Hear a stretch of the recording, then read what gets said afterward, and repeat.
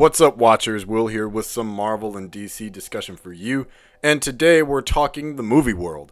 So, recently our boy, the mighty fat man on Batman, Kevin Smith, had the writers of Avengers Infinity War, Christopher Markus and Stephen McFeeley, on a live podcast as guests.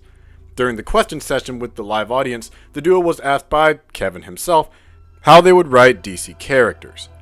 Kevin inquires, "You guys have made wonderful films about people. You don't make movies about superheroes, you make movies about people who have these powers, and they happen to have these powers. That being said, if somebody offered you a fuck ton of money and swayed you to the dark side and said, fix these fucking movies, how would you fix the DC universe?" Markus replied first saying, I would look at what Marvel did out of necessity, in that they didn't have their A-list characters. They didn't have Spider-Man, they didn't have the X-Men. They went down a line and found he's pretty fucking famous. He's Iron Man, but he wasn't there, and they made a really good movie out of it. I might put Batman and Superman and everybody else, Wonder Woman is doing fine, aside for a second. Go through the vast world and go, that guy or that girl, and go. Let's just make a really good movie and not a universe and see what happens. There's a lot of spaghetti being thrown at the wall. McFeeley followed with similar beliefs saying, my familiarity with the DC universe is not that great, but I can just say, strategically, make one. To quote Justice League, save one person. And Kevin capped it off with the most ironic proclamation, you would fix them with their own advice.